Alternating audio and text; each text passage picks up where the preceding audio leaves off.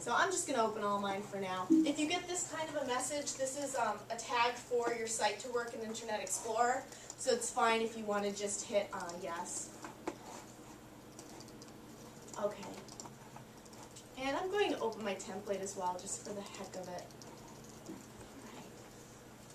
So for inserting sound effects, today we'll just play. So you can insert something completely goofy.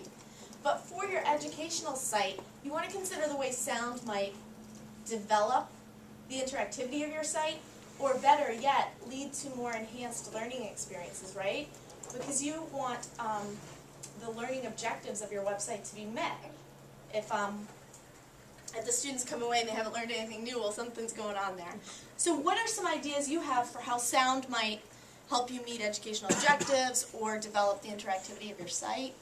Yes? Well, I'm doing the alphabet, and so I was going to do like all the letter sounds. Great. So for younger learners doing the alphabet, you could even have, the letter with the sound underneath, and the student can hit play and hear the letter. Great. What other ideas folks have? Yeah, I Adam. have a question. Would it be possible, like maybe on your quiz site, I'm just thinking because I know at my site the other day I had to go to the reading specialist room and actually read a test to a child. Okay. Because just for whatever reason they need it read aloud. Is there a way that you could like make your quiz so that the kids could like somehow listen to the question and the answers? Absolutely. After we insert a sound effect, something goofy like canned laughter or something, we're going to create a specialized audio track using GarageBand, and that gives you an opportunity to do that. So we've had students in the past who have recorded questions so that students who maybe need that as a accommodation can have it. Yeah, great job. The time we all met, I asked you what your... Any other ideas for audio? Sound effects? We've covered the customized. We'll talk more about that later, but sound effects.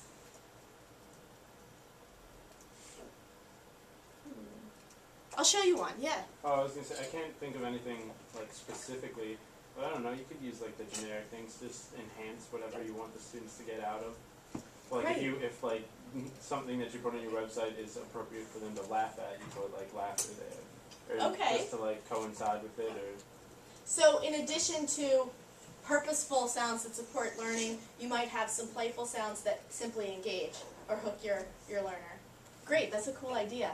Let me show you one really quickly. Oh, Shannon, I'm so sorry. I've had that happen before where you get the hiccups. Sorry. Okay, no, please don't apologize. If you want to grab some water, feel free. This is a student's site, and I'm thinking it was for third graders. Okay, second graders on energy, heat, light, and sound. And what she did is created one of her pages where she had audio examples to support the children's learning. It might take me a minute to find which page. It must have been sound. Well, that would make sense, wouldn't it? Okay, so here it is. So she's talking about pitch, and she provides an image of each object and then the audio so the student can check out an example of a high pitch, right, or an example of a low pitch. So the sounds here are integrated in a very purposeful manner, and it helps the students not only associate high pitch with the sound, but have an example of it. So that's one way of pulling a sound effect. So let's now do the sound effect. All right, great. So if you go into Blackboard, under external links, you have a free sound effects option. Now, a couple of years ago when I started teaching this course, we had many more websites to choose from for audio, but since then, a lot of them have become pay sites, so you need to pay for your audio clips. So if you find sound effects sites that are royalty-free within copyright with fair use for teachers, let me know and I can post them. But for now, this is one that I found we can use.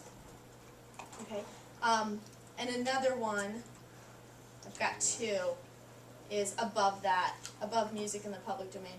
So if we all are on this site to start this sound site, it'll help us when we save them, because the other one's a little different when we save. It's the one external links, and it's above music in the public domain, which is another site you might check out if you want music. And do you remember what public domain is? Oh. From Katsuya's lecture, yeah? Well, it's just something anyone can use without worrying about copyright. Exactly, it's fair use materials. Materials that fall in the public domain are free to use. You're not violating copyright. So go ahead and browse these sounds. There's some goofy sounds. And we'll all reading, math focused, a spread.